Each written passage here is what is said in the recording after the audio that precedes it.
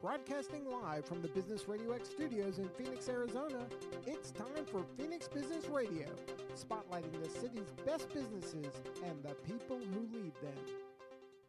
Hello and welcome to Phoenix Business Radio, broadcasting live from the Mac 6 Entrepreneurial Center right here in Tempe, Arizona, where we help build businesses and connect you with the right people. I think today we can call this episode the Real Estate and Lending episode. Moving into 2022, forecasting what's ahead, in addition to taking a look back at, do we even say it, 2021. So many incredible things going on. Let's have a conversation with the professionals in our area. I'd like to welcome to the show Chelsea Barraco. She's a loan officer with Summit Funding Incorporated. Welcome, Chelsea. Hi, Karen. Thank you. So we just met, of course, in a few minutes ago, and we're both like, I know we've met somewhere. And it was, I believe, the Impact Group. Yes. Are you a member, or was that your first time attending? Yes, I am a member of Impact. Yes. Yeah. And tell me again, Joan is the kind of the leader of that crew? Yes. Yes. Yeah, and I met the Impact women through another group that I'm in. It's kind of funny when you're in these networking groups. Everybody in them has their own group. Yes.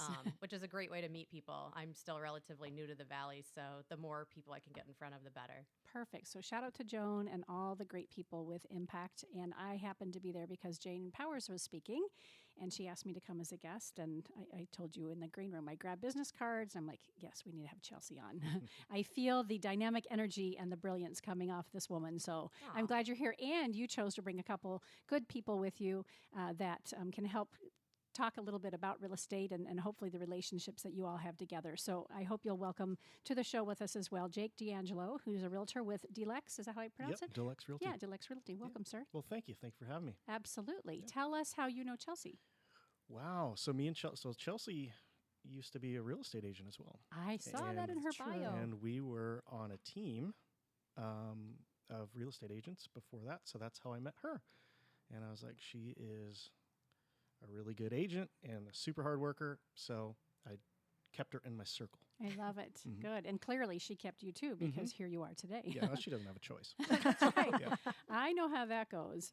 And then also with us, we have Carla Magee, who's a commercial real estate specialist with MHG Commercial. Welcome, Carla. Yes, thank you. Thank you for nice having to me. meet you. Yeah. So you're going to be, Jake, are you mainly residential? I am strictly residential. Strictly residential. Do not ask me a question about commercial. Good. And so, of course, you're covering the commercial side of things Correct. today. Commercial and like investment properties, income producing. Perfect tee up, perfect team. Chelsea's like, I know.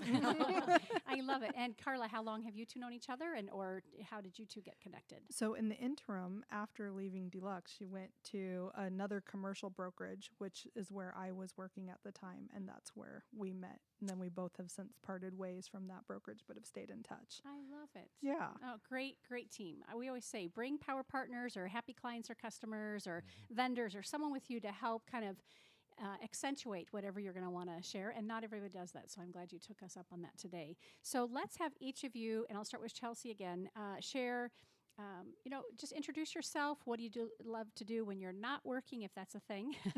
And I noticed as I read your bios, you guys are very involved with a lot of philanthropic activities and stuff, which is great.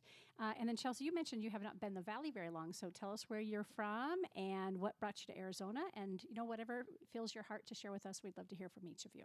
Sure. So, I moved just ahead of the pandemic, which is a rough time to restart in a new location, from upstate New York. I was a real estate agent for 5 years, and I just kind of saw businesses leaving New York State, and the price point really wasn't going anywhere. There isn't a lot of new industry moving into that area, so we're seeing a lot of migration of people out. So I started doing some market research, and Phoenix was one of the fastest growing cities. There's so many companies investing here, so many jobs coming here. The weather is certainly better than upstate especially New this York. time of year. Yeah. Right. So those are all driving factors to just start fresh someplace else. So as Jake mentioned, I was still a residential agent. Came out here. There's a crazy saturation of realtors here in the Valley. And that's why we're here today, because not all of them follow the best practices to serve clients. And Jake and Carla are two people that do an excellent job, and that's why they're here. So like Carla said, then I tried commercial because I could do that from home. Most of your clients are not local. You can sell over the phone, whereas residential, you really need to be person to person.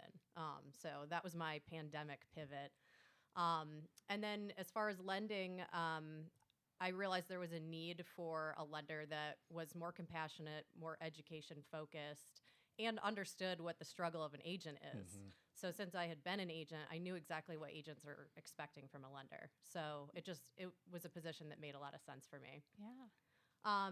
So when I'm not working, I do a lot of philanthropic type stuff. So I work with a equine assisted therapy center in Cave Creek. So they serve the special needs population. And then I also work with an equine rescue that takes in abandoned, neglected, abused horses.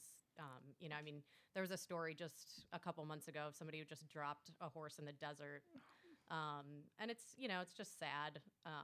Anything I can get involved in. There's also a non-for-profit diner in North Phoenix called the Joy Bus. Yes, familiar. Yeah, they're amazing. So they prepare really healthy meals for cancer homebound patients in the valley. So I try to deliver meals with them at least once a month. Were you interested in equine in New York, or was that a new thing coming to Arizona? No, I have a background with horses. I rode horses when I was young. Yeah. My mom lives near the Saratoga racetrack, so we used to go there every summer. So horses have always been a big part of my life, and it's really amazing when you get to see the change in the special needs population that are utilizing that service. Yeah. Wow. Well, thank you. That's great. And Yeah. We just started, myself and two other kind of power partners, started 100 Businesses That Care Giving Circle. Oh, that's great. So I'll be sure to give you guys the flyer before you leave. Our first giving circle will be January 19th right here at MAC 6. And the whole idea, of course, is collectively we can have a bigger give. And every quarter when we do this, we'll hear from 3 different 501c3s, and everybody gets to, again, have this new knowledge and understanding of who they're serving and how they're serving the community. And then we vote on one, and then everybody who's a member will make a commitment to donate at $250 from their business each quarter. So we'd love to that's invite you to be awesome. part of Very it. Yeah. cool. That's a So, cool idea. and I think you're involved. I haven't had a chance to look at Carla's information, but I think Jake's involved with some charities as well. So as a member, then you nominate whichever one is important to you, or you go find one if you don't have one, and then hopefully they'll get to be a recipient and you get to be part of that give. So anyway, I love just that. wanted to give That's that a shot. Yeah, awesome. it's so That fun. is I've really been part cool. of the Women's Giving Circle. I don't know, Carla, you've been here for a little longer than Chelsea. How long have you Yes. been here? The first time I came to the Valley was in 1996. Oh. And then that boy and I broke up. So I went back to Seattle, went to college, all the things. And then we moved back down here 2014. Yeah. Very good. So fairly, kind of new-ish. Kinda, We're yeah. back again. Right.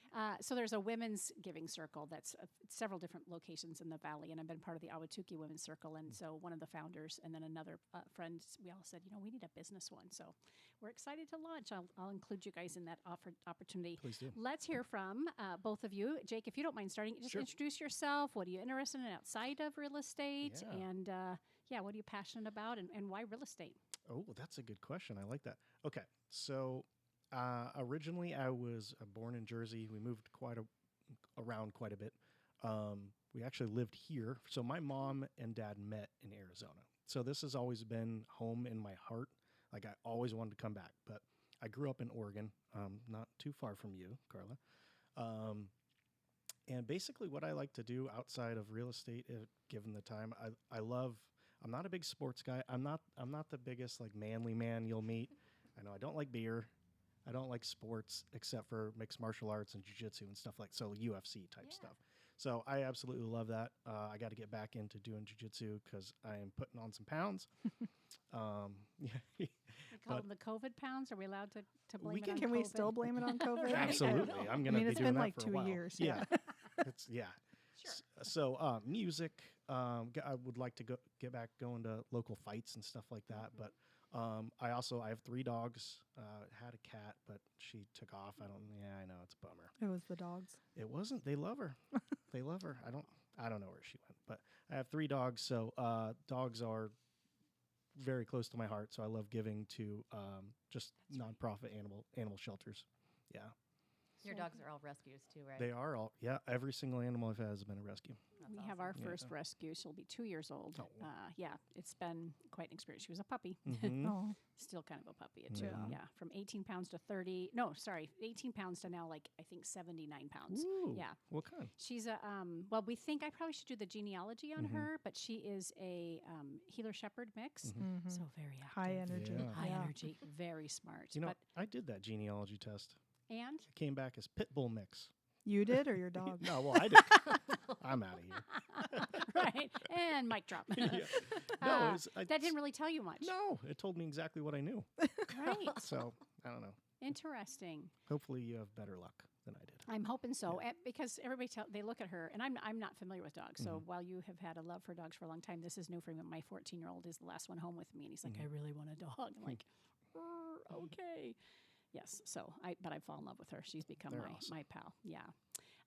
Okay, so why real estate for you? Like, why is this, and for how long? Why is this your thing? Well, so going into my 5th year, I believe it is. So to sum it up, this is the great question I believe everybody should be asked this. I use real estate as a vessel to provide for my family and my dogs. Why I chose real estate to do that is I used to be a volunteer firefighter for 6 years. And since I stopped doing that, there was a void. And both of my parents were in the medical field. So giving and helping people has always been really important to me. I didn't realize how important that was until after I stopped. So I thought to myself, well, what can I do to earn an income and actually help people? So I guess it's selfish. I do it because I'm selfish, because I like helping others, because it makes me feel good. Yeah, That's well, why. I love it. And as I'm sure one of you or all of you might say later on, real estate transactions are one of the most stressful times of people's lives, as is firefighting. So how natural for you? I mean, it seems like a different shift, but how natural for Sure. you that you're already supporting people when it's a lot of chaos and heavy decision making Yep. oftentimes. And Exactly. Yeah, they're very similar. yeah, Yeah. I mean, you have to be their everything. yeah. Their coach. Their not lawyer, but Therapist. Right. the Take therapist. suggestions. Yeah, Yep, Yes. exactly. yeah. I mean, it's in a complete world of chaos that you have to diffuse. Yeah, So yeah, it's pretty similar. yeah, good. Carla. Hi. So I'm originally from the Seattle area, Washington State. I went to UW, go Dogs. And then I had my 2 kids. So I originally worked for Boeing, and then my first daughter came, and I was on their military program on a high clearance project. And it wasn't as satisfying as it was when I was pregnant with her or when we were trying to have her. And all I wanted to do was spend time with her. And in Seattle, the hour and a half commute each way was not conducive to being at home with a newborn. So I took a sabbatical to be at home with her and kind of reevaluate what I wanted to be when I grew up. And real estate was a very natural fit because my husband and I had flipped a couple houses and we had kind of done it, and I knew what our experience was. And I wanted to provide better service for people. And then utilizing my finance degree and my project management background, commercial just became a natural fit, helping people with their commercial properties, investment properties, income producing, all the things. I call myself the gray area of real estate. I love that. Yeah. Yeah, the areas that no one else would mark Right. themselves. Right. But there's a niche. There's There's a need there. Definitely a need there. And a lot of times it's first time investors or newer investors. So they're very apprehensive. They need that same coaching, the same, you can do this, but just with different types of properties. That's cool. Yeah. I like that. Really great. Let's talk about 2021. And we don't have to be round robin. Yeah. I'm going to sit back and listen. But what can you tell us about 2021 that was unique, maybe worrisome, and then we'll talk about 2022 and what we can expect. But when we reflect back, I mentioned before we went on air that I sold my home. I just went through a divorce. It's been a year, and I had been in that home for 24 years in Chandler, raised all 3 of my kids there. Wow. Really hard decision. But if there was a time to do it, it's when I did it. Correct. And I'm grateful that I did in the way it worked out. But that's not everybody's story, right? I chose to go into a rental because that was what made the most sense right now. I would not have been in a position to get even half the size of a place for what I was paying for my mortgage. But again, I had motivational reasons why I did what I did. Right. So what are you hearing? What did you experience? What was it like? And then let's transition to, all right, well, what's ahead for us? Can we expect the same? So who wants to start us off? Well, I was going to say that the thing I heard most is that the bubble was going to pop, right? Yeah. So at some point, and this year was going to pop, but here we are. Still It's trudging not- along? Yeah, it hasn't. Oh, yeah. It hasn't popped. Yeah. So, I mean, because the market has been so hot for the last 2 years, particularly this summer, I mean, we saw people paying $100,000 over ask price, with an appraisal waiver and no inspection, no contingencies whatsoever. I mean, this summer it was just wild. Yeah. Which means no protection Exactly. whatsoever Correct. for the buyer. Right. Just to be clear, yes. Yep. So, I mean, and those conditions obviously scare people. They scared a lot of buyers out of the market completely. A lot of people just kind of had to continue to rent because they didn't have the money to throw over asking. And that freaks people out because they think of 2008. But the truth is the market conditions and the reason for the last crash are so far away from where we're at right now. Lending is night and day from where it was in Thankfully. 2008. Yes. Absolutely. And it has legs this time around. Yeah. Right. So, I mean, when I'm pre-qualifying people who've bought homes before, a lot of times you're met with this animosity, well, why do you need all this stuff? I didn't need this last time. Well, that's why. Because we want to make sure you keep your house and you can make your payment. We can verify your income. You actually are employed. You do have money in your bank account. Because of all those protections, that keeps us from having that kind of crisis again. I think it's worth noting, too, that in the previous market, when people were bidding those houses up, there were these arbitrary numbers because the lenders at the time, they just put a second mortgage on it. It just, you could make up whatever number you wanted. Well, now, if you're going to do that, you actually need to have the cash and the capital to be able to make that gap up.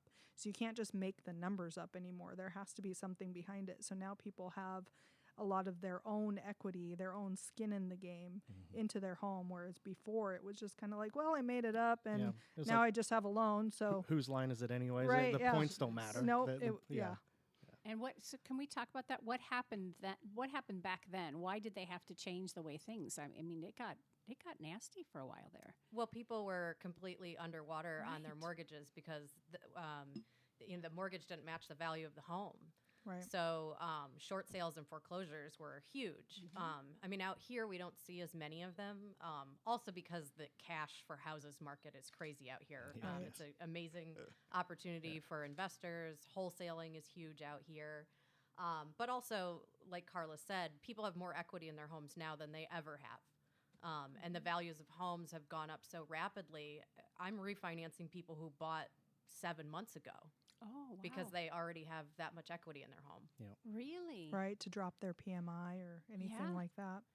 So we talked about 2008 and the problems that were there and how it's different this time around. You mentioned, though, I can't remember who it was, that some, with the height of the pricing and everything, how fast things were going and how people were making offers this summer, you mentioned that it hasn't slowed necessarily. The prices are still up, but some people, they just can't compete with those who are ready to say, I can do this, this, and that, right? So are the prices still as high as they were in the summer? Do you see it slowing down? Tell us a little bit about where are we simmering and hovering right now?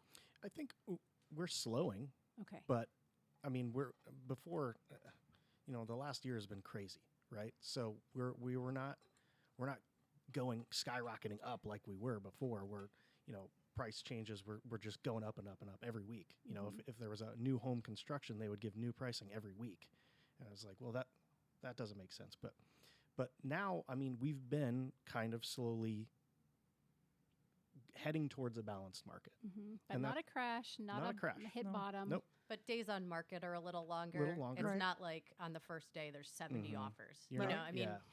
if it's in a certain area and price point, you might still have that, but it's not happening on every single house. Right. Yeah, it seems like now you're battling against maybe 2 or 3 offers as opposed to 15 to 20. Yeah, Which which is is crazy. Still good because Yes. you only need one good Right. offer. Exactly. Right? I mean, the market is Yeah. still great for sellers, Mhm. and it's getting better for buyers, buyers. as well, Right. too. So balanced market means everybody's happy. Right. Mhm. And now those buyers that backed out last year Mhm. because they didn't have the cash to come over asking now can be competitive again. Exactly. This is Mhm. the same situation that my sister and brother-in-law are in, right? They didn't want to buy last year. They couldn't. It's scary. It was scary. And they're Yeah. like, because they lost their home in 2008 or 9 or whatever it was. And so they were afraid to do that again. Mm-hmm. But now we're actively looking. So it's just, to your point, it's like, Mhm. people weren't ready last year for all that craziness. I mean, neither were we. Right. But things are changing, and I think it's really good. Yeah. Speak to commercial real estate Mhm. because I know the Yeah. landscape is different than residential to some degree. What are the differences and what's going on there? Well, I mean, in commercial real estate, we don't have the same offer process. It's a little bit more relaxed, more casual, I'd say. In residential real estate, it's very formal. There's a purchase offer made on the house, and everybody kind of puts their best foot forward. In commercial, we do an LOI process, which is letter of intent, or it's just a verbal conversation. But we still have low inventory on the commercial side, too. There's clients we can't find anything for, especially those that are looking in like the Southeast Valley. So it's not a matter of like in residential where they're bidding each other up, or there's nothing to bid on, right? So even if they wanted to offer some sweet, enticing offer, there's nothing out there. It's more specific for them too, like a restaurant that needs a drive-through, or or a company that like a physician's office. They need to be built out for a physician's office, and then there's zoning that we deal with too. Right. So Mm-hmm. our pot narrows and grows smaller and smaller depending on what they're looking for.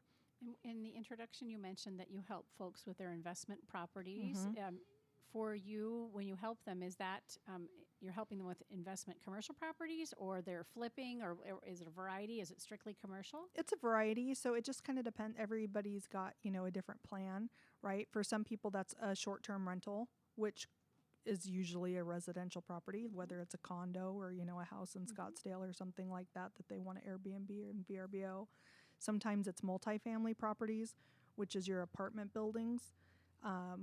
Typically, when you think of apartment buildings, you think of the very large stuff that they're building, but we're even talking duplexes and fourplexes, Kind of which boutique, which are And still considered residential And properties. the demand for those is absolutely Yeah. huge It's crazy, here. yeah. That's where we're still getting bid out. I mean, there's only like 130 on the market right now as it is, let alone, the investors coming from wherever they're coming from, some of them local, they're bidding each other out. So I'm still seeing that there's no slowdown in sight. Yeah. Mm-hmm. What's attractive for an investor for those? It's easier to manage and not as risky, or For like the multifamily? yeah, For the small yeah, the multifamily? smaller multifamily. It's easier to understand from a finance standpoint, unless you have more of like a financial background than investing in a medical building, or deciding that you're going to go for restaurant space, or a lot of people that join like investor classes, the first thing they learn about is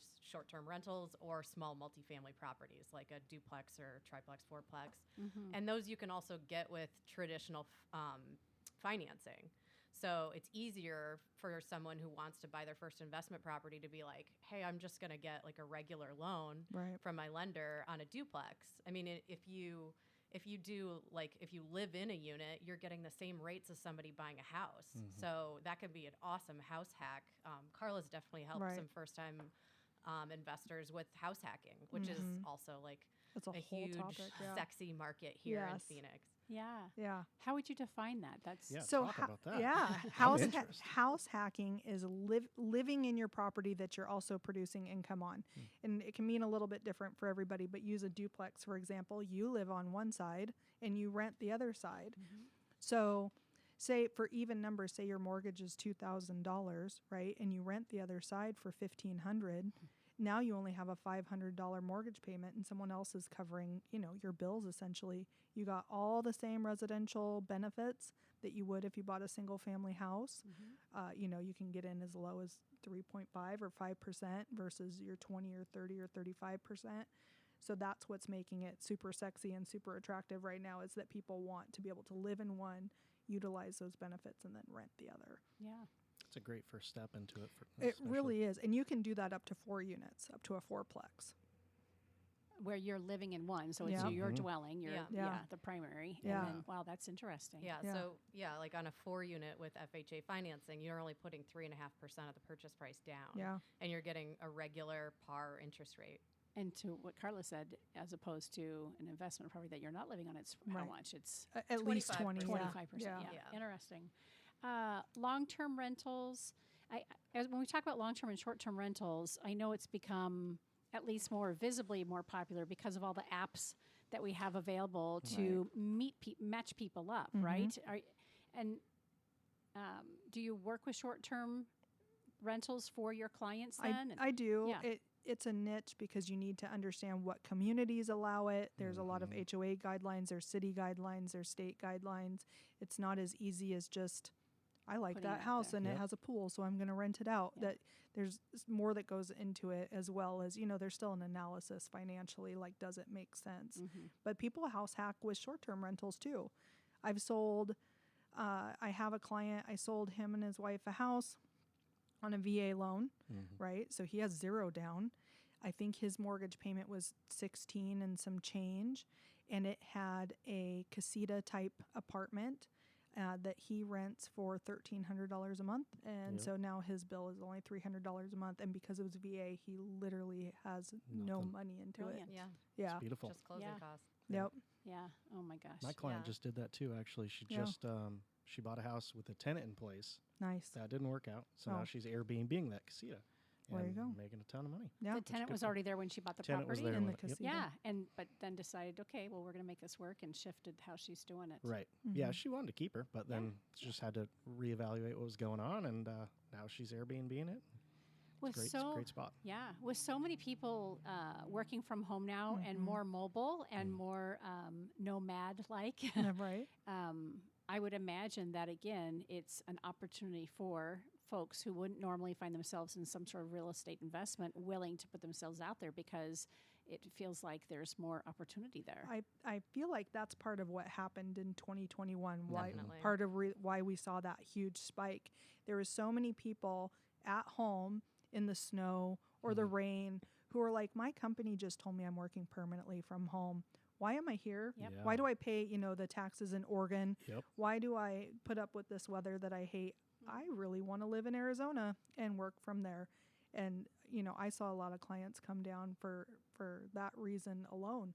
Yeah, huge migration. And then we also have tons of snowbirds here. Oh, that too. And then being that rates were in the 2s, people in really like high price markets like Chicago were like, well, I can do a cash out refi on my home, take $80,000 worth of equity out and put that as a down payment on a second home Yeah. someplace warm and be there. So that drove our market up a lot too. And then the other thing with COVID is travel nurses and doctors Yep. who are getting paid almost Yes. double what they normally would. And they can be a great tenant base to tap into if you're going to do a short-term rental because a travel nurses, they got a contract that's paying for their living situation, which is usually a pretty hefty price. Yeah.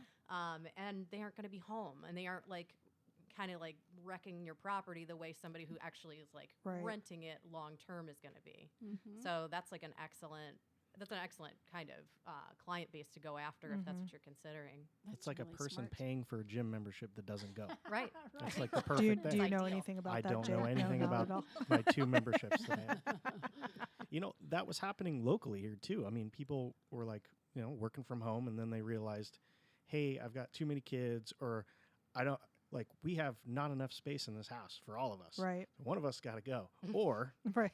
we find a new house. So I spent so much time last year and still in this year in Maricopa because people are just going further and further out, and you can get Right, more that's where bang all- for your buck Yep. out there. And so that's one thing I didn't even think about. But yeah, I was in Maricopa all the time. Yeah.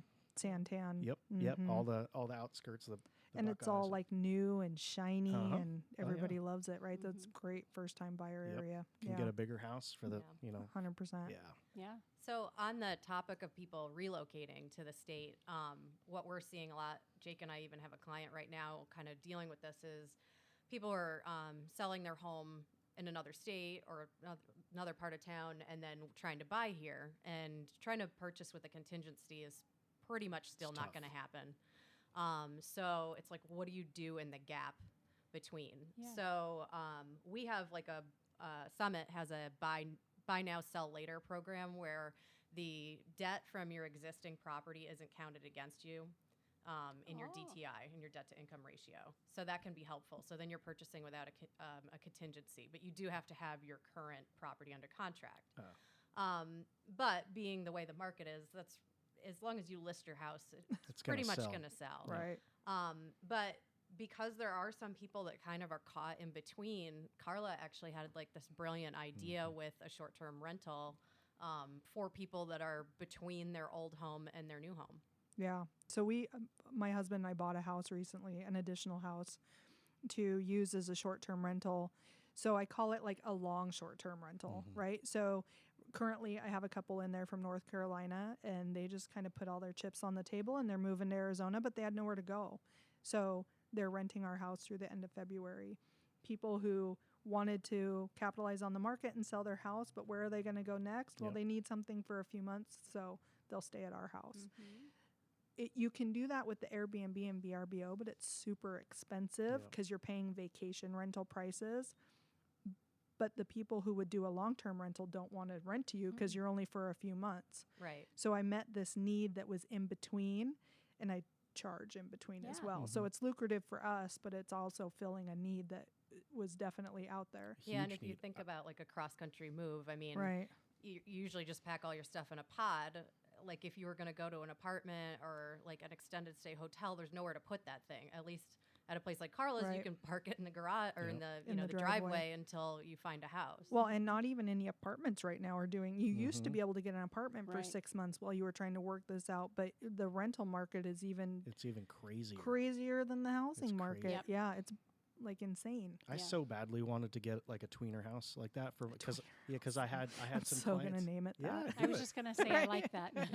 I don't think I patent or I Oh, trademarked I'm gonna that. make a note. go Yeah, for it. Because I had some clients in Maricopa, right. and they sold their house because it was top of the market, Yeah. and then now they're living with friends and Right. waiting for a new build. It's brutal.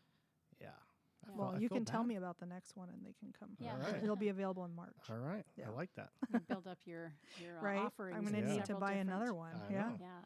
The other kind of group that I'm thinking about are transplant families that are coming out to the Mayo Clinic or anywhere. Right. We're really becoming one of the medical and health meccas Yeah. of the country again. Mm-hmm. Or not again, but we continue to bring in large hospitals and those sorts of things. Banner And Health is one of the state's biggest employers. Right. Yeah. Wow. And so those families that are coming out and they need to be close to their loved one and they're not sure how long it's going to be. And Right. some of the hospitals will provide some of the housing, but it's very limited and they don't know how long those people are going to stay. So yeah, it's a great area to focus on and to continue to help not only you offer that for yourself as Right. an investment property owner, but also then teach your clients how to do it. Correct. Brilliant. Yes. And you're helping people at the same time. Right. You know, Yes. you're It's- providing, Right. you're It's a providing service. win-win. And Absolutely.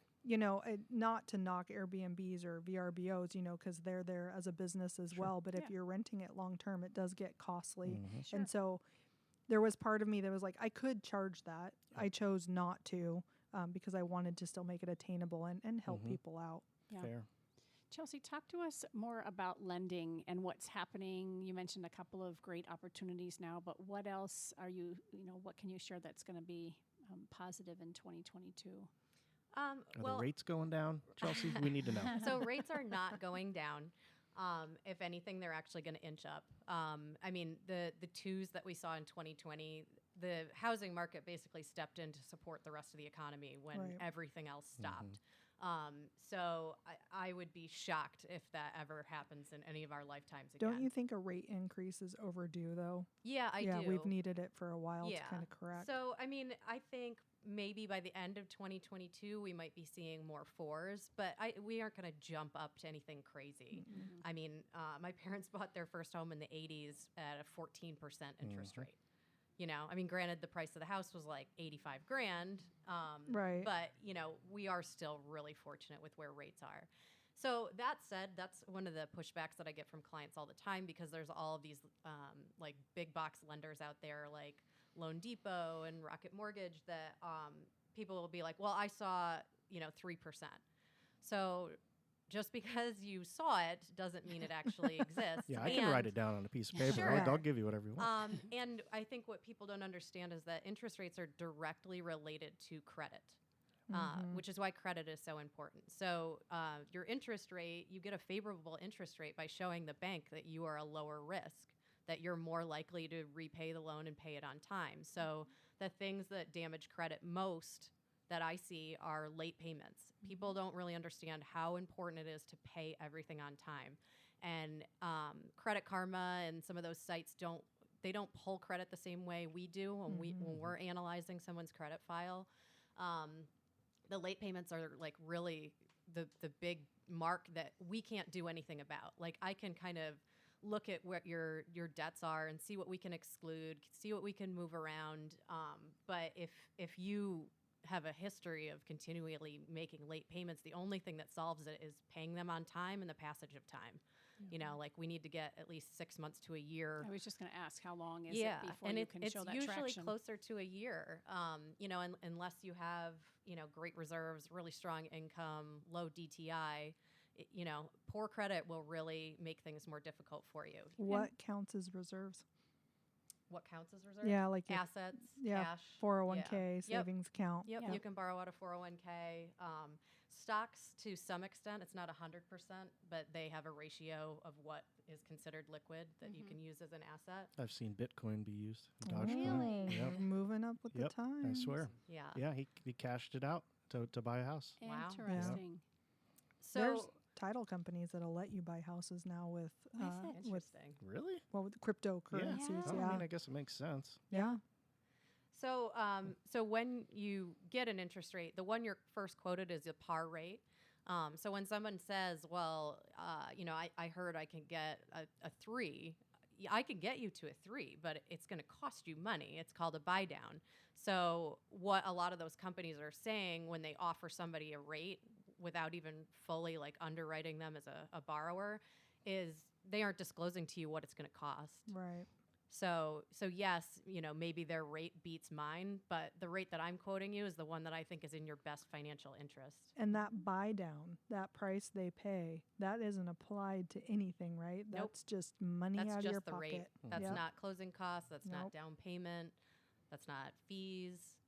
And then a lot of the larger companies, excuse me, also have substantial fees. Yeah, and Hefty. and may or may not be disclosing that from the word get-go. Right, So it not- sounds not in very their appealing. Facebook ad, Right. yeah. Yeah, Yeah, definitely not not. there, and maybe not even that first initial, let's, get us your information and we'll tell Right. you They where want to we're get you at. on the phone. Yeah. Right. Yeah, I think that's people don't really realize that a loan is tailored to you. Right. Right.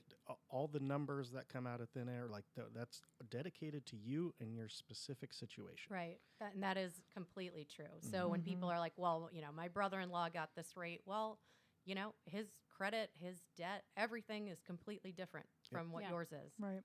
It's like those silly credit card offers that come in the mail, Yeah. and it says, "Oh, you can have $500,000. Just here's that check. Just sign it, and it's yours." Well, Yeah, already pre-made out to yes, you. right. Yeah. Already made out to you, and then right. People are like, I couldn't get that. Well, Right. why Weird. not? I wonder Because, why. yeah. It's strange how that Yeah. happens. And again, to compare it to 2008, when some crazy things like that were happening, Those even really just on were. the Stated financial, income. Yeah. ridiculous. Yeah. Yeah, fascinating.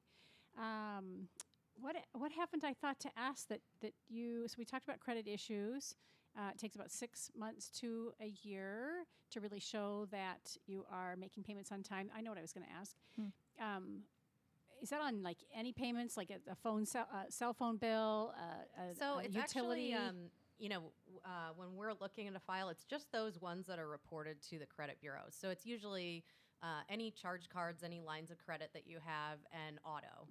Your auto loan that's the easiest way. Like, pay that on time all the time. The self-reported telecom, they help a little bit, but not as much.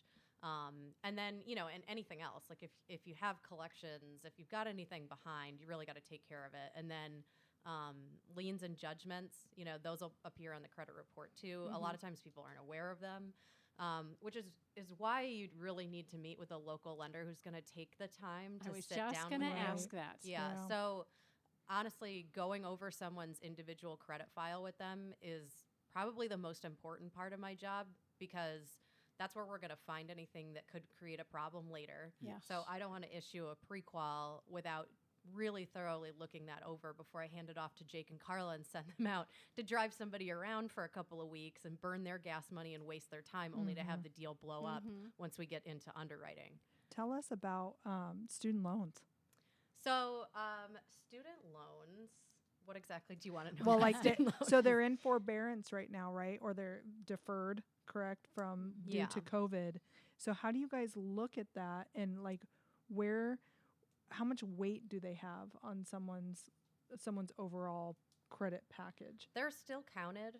The forbearance really isn't doing anyone any favors when qualifying. Even though they're not technically making a payment, and they feel like it's freeing up that because money. they know it's coming. The whole, Right, the whole right. forbearance thing has really thrown a wrench in everything, because people don't really understand it and the implications of it. So even people coming out of mortgage forbearance, because every bank structured them differently, people aren't really sure how to get back on track. I believe for the most part, it's 3 months of payment once you come out of forbearance, and then you just continue on, and then the balance is tacked on to the end of your loan. Some had a balloon payment, which really isn't in anybody's best interest. No. If you just came out, if you needed to not pay your mortgage because you didn't have a job, then, where are you going to have this dump extra money? all of a 15,000, sudden, Yeah. Right. That's a 2008-ish Yes. thing That going is on a right there. 2008-ish thing. But it's still that still is out there. Yeah. When I was going to college, I won't say how long ago, but I was told, go ahead and take out student loans. They don't count towards your credit. And then when my husband and I went to buy our first house, I found out that was not true. Yeah. That was not an accurate story.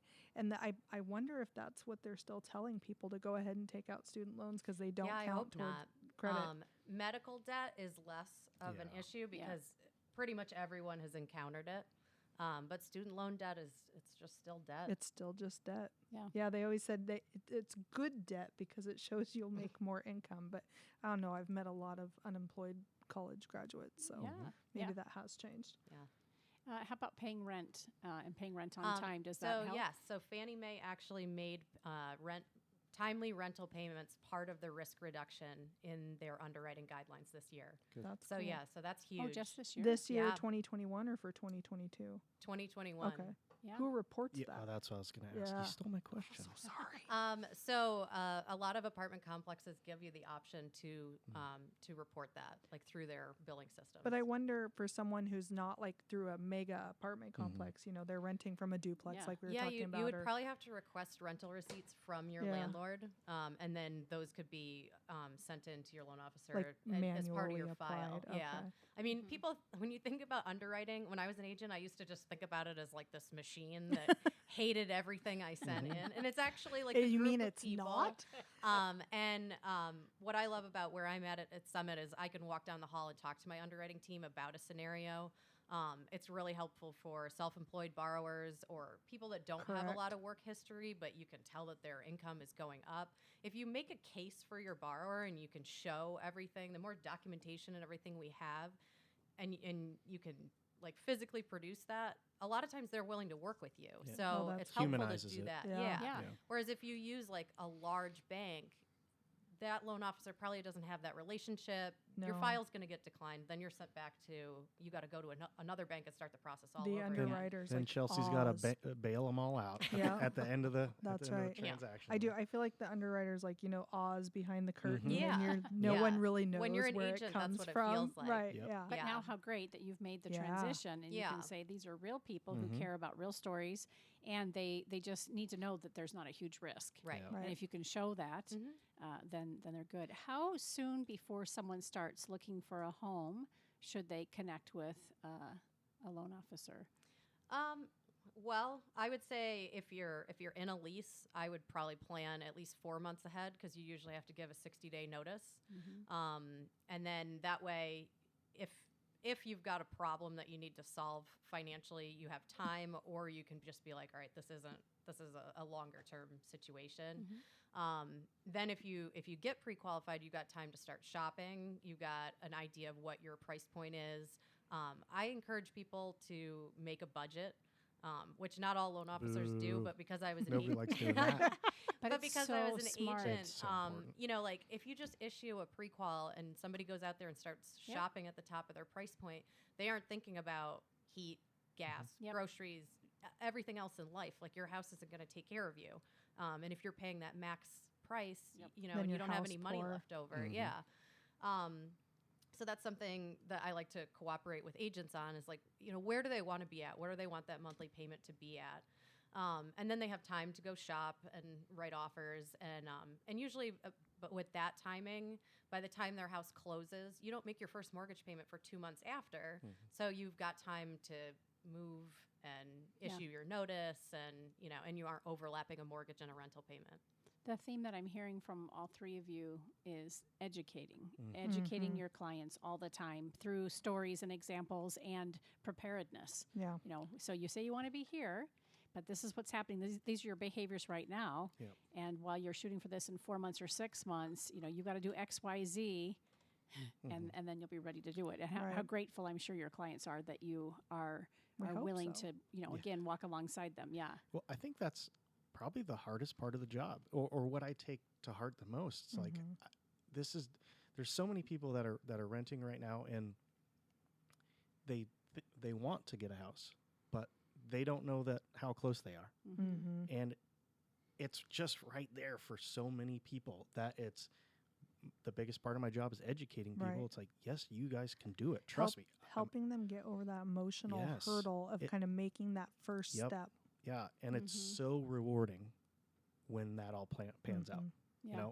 It is a lot more work, but the juice is worth the squeeze. It's so rewarding. I think too, people get really scared because one of the first things I know I say, I'm sure you do too, is you should really call a lender, Mhm. right? You should really call Chelsea and find out where you're at financially, because that gives us a better idea and helps us do our job for you better.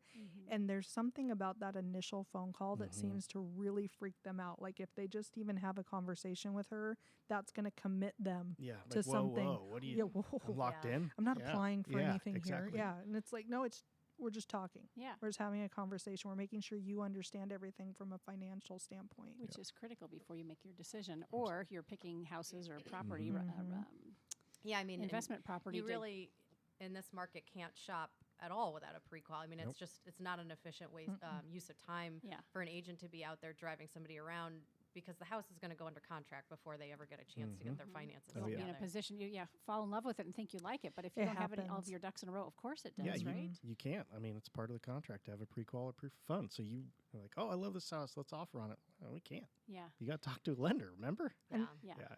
It's Every market is different, right? And that's the Phoenix metro market. I know that there's a lot of information and education about real estate in general, and where'd you get this story? Where'd you get that? And they're like, well, from Facebook, because my brother lives in yeah. Florida, and that's this isn't the same market.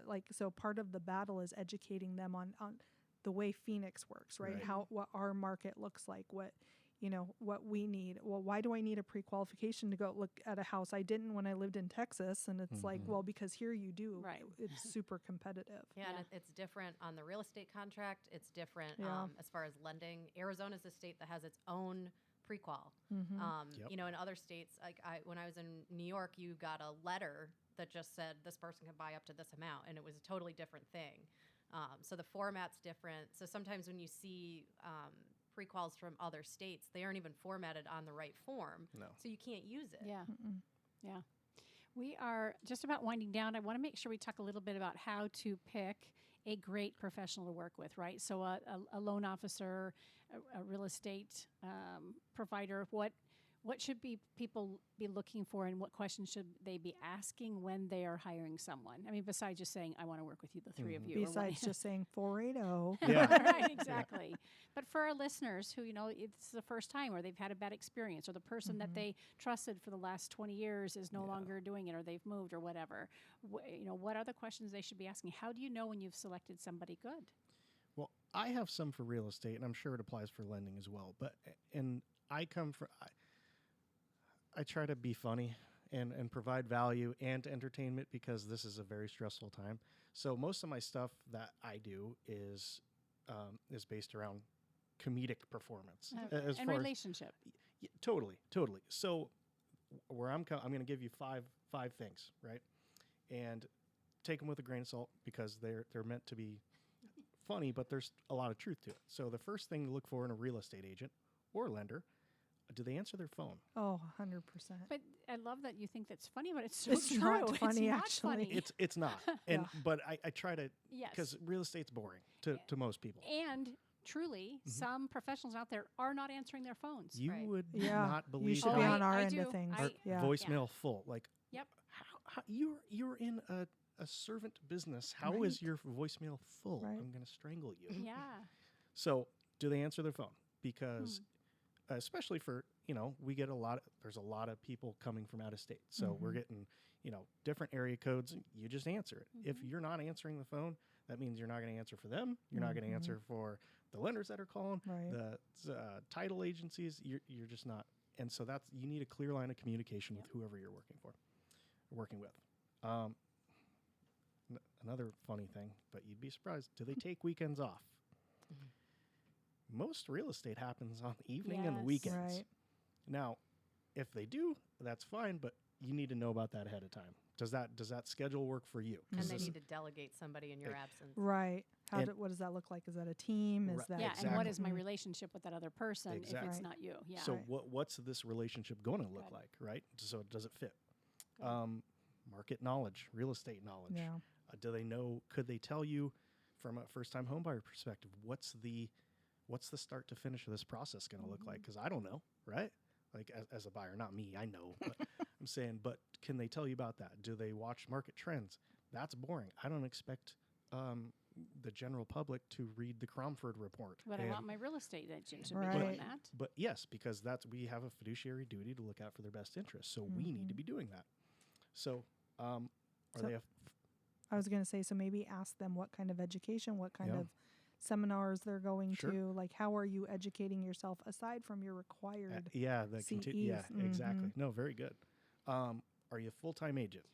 I was just going to say that. Yeah. Now, I don't say this, I'm not bashing part-time agents because we all started somewhere. I was a part-time agent.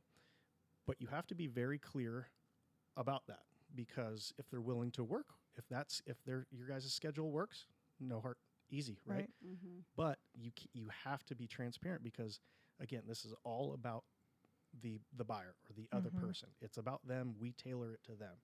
So being transparent with that will help facilitate that relationship. We have a teacher at my kid's school Mhm. who sells real estate She part probably time. does killing too. Which it's great, Mhm. except she can't answer her phone Yeah. from 7:30 to Right. 4, and that's when my phone rings the Mhm. most. So Mhm. I'm not entirely sure how she does that, Yeah. but Where there's a will, there's a way. But right, but hopefully she's transparent with Right, her, with and the has buyer, those and they're fine conversations. with it. So right, so that to me is a big thing. You need to know that ahead of time.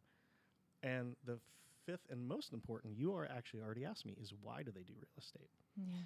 Now, there's no right or wrong. Well, there are some wrong answers. But which one resonates with the person Right. who's asking That's the question? exactly what it is. And you took my Sorry. answer.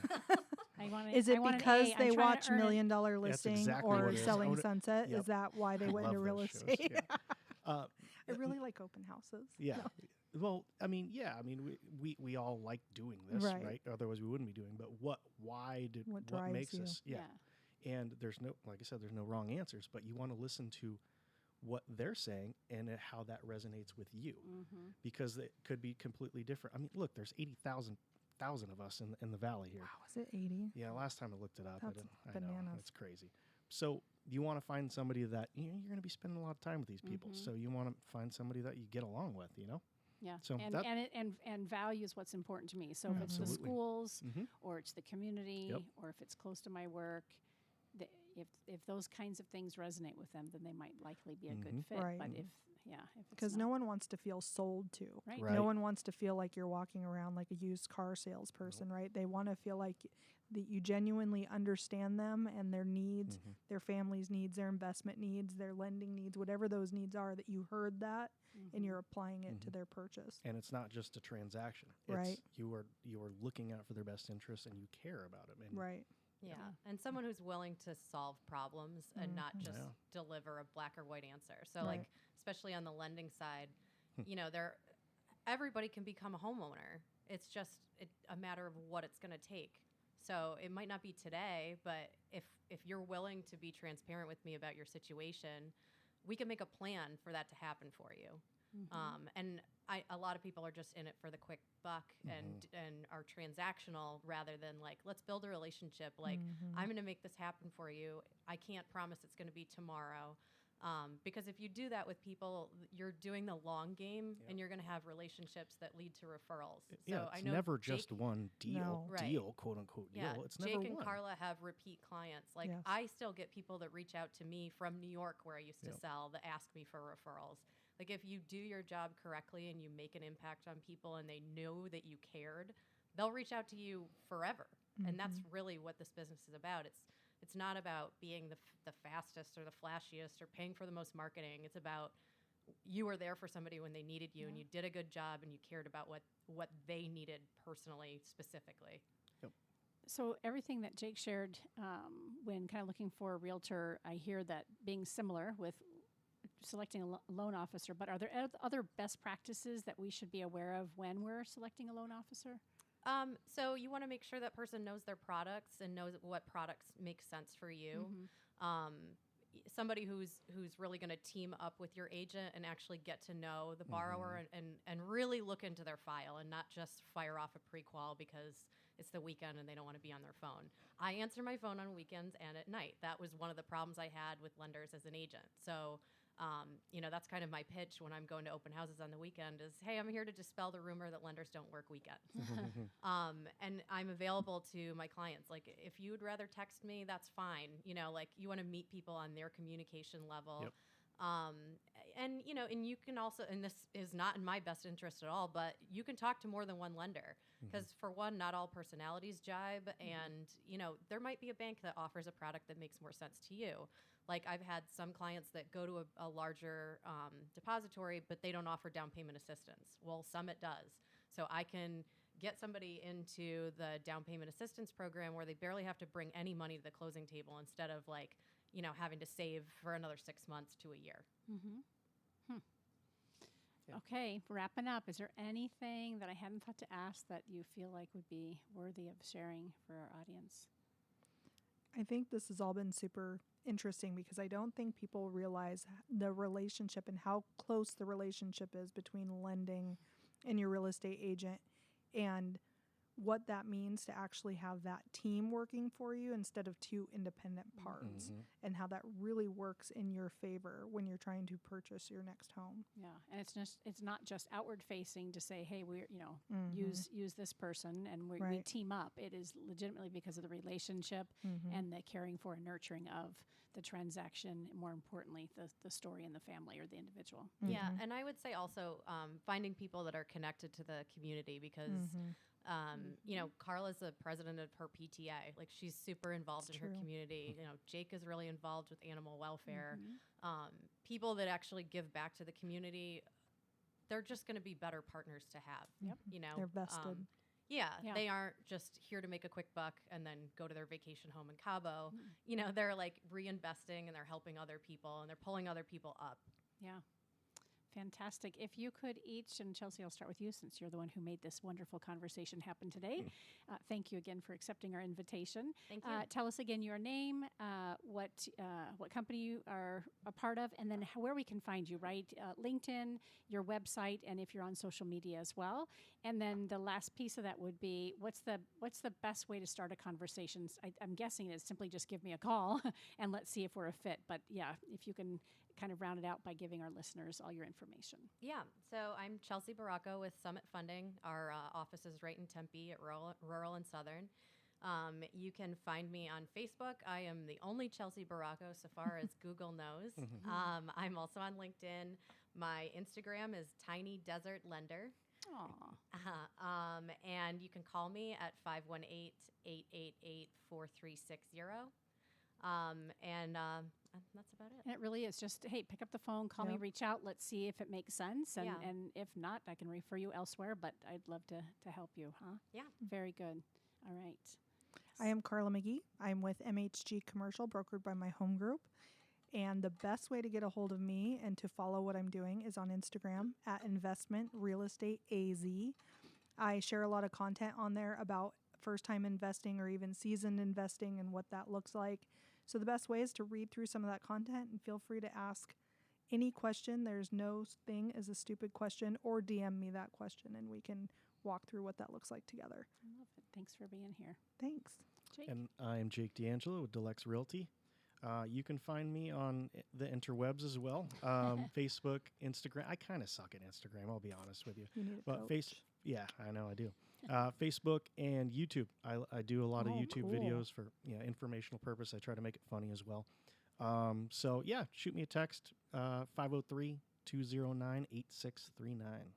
Awesome. Well, thank you again all for being here for our Thank you. special Real Estate and Lending edition. I'm Karen Nowicki, and you've been listening to Phoenix Business Radio, broadcasting live from the Max 6 Entrepreneurial Center right here in Tempe, Arizona. Some media leans left, some lean right, and we lean business. Until next time, I'm Karen Nowicki. Thanks so much for listening.